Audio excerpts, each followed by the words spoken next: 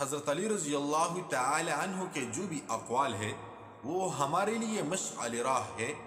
ہم ان اقوال پر عمل کر کے ایک بے مثال زندگی گزار سکتے ہیں۔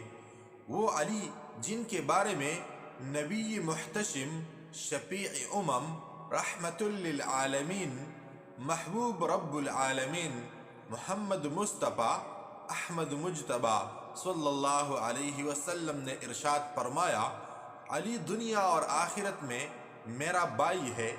میں اور علی ایک درخت سے ہے اور دوسرے لوگ مختلف درختوں سے۔ علی مجھ سے ہے جیسے جسم میرا سر ہے۔ علی مجھ سے ہے اور میں علی سے ہوں، اور علی میرے بعد ہر مومن کا ولی ہے۔ علی بشارت ہے تمہارے لیے کہ تمہاری موت و حیات میرے ساتھ ہے۔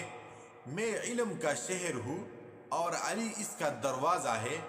جو حصول علم کا ارادہ رکھتا ہے اسے چاہیے کہ وہ اس دروازے سے آئے۔ میں حکمت کا گھر ہوں اور علی اس کا دروازہ ہے۔ علی میرے علم کی زنبیل ہے۔ علی قرآن کے ساتھ ہے اور قرآن علی کے ساتھ ہے۔ دونوں ہرگز جدا نہ ہوں گے یہاں تک کہ حوض کوثر پر وارد ہوں گے۔ علی ابن ابی طالب میری امت کے سب سے زیادہ عقل مند اور سب سے زیادہ بہادر ہے۔ میری امت کا سب سے بڑا قاضی علی ابن ابی طالب ہے۔ علی کے چہرے کو دیکھنا عبادت ہے۔ علی کا ذکر عبادت ہے۔ جس نے علی سے محبت کی اس نے مجھ سے محبت کی۔ جس نے مجھ سے محبت کی اس نے اللہ سے محبت کی۔ جس نے علی سے بغض رکھا اس نے مجھ سے بغض رکھا۔ جس نے مجھ سے بغض رکھا اس نے اللہ سے بغض رکھا۔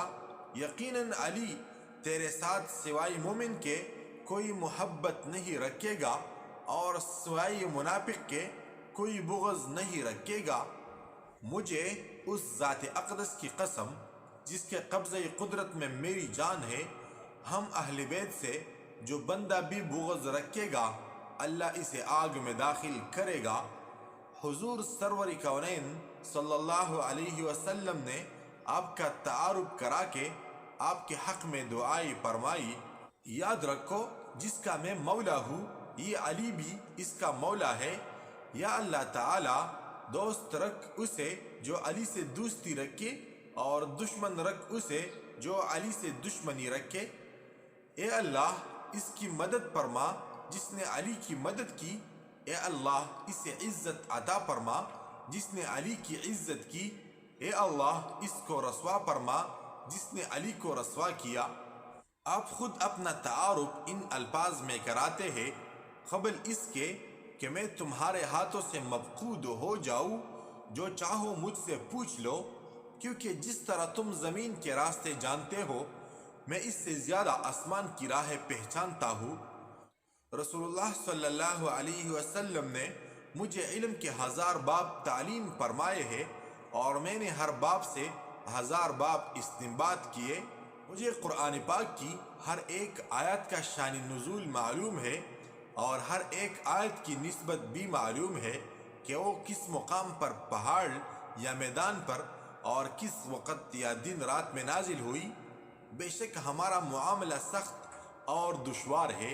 اللہ تعالی کے مقرب فرشتوں، انبیاء اور کامل ایمان والوں کے سوا کوئی دوسرا شخص اس کو برداشت نہیں کر سکتا، اور ہماری بات کو امانت وار سینوں اور مضبوط عقل کے سوا کوئی دوسرا محفوظ نہیں رکھ سکتا۔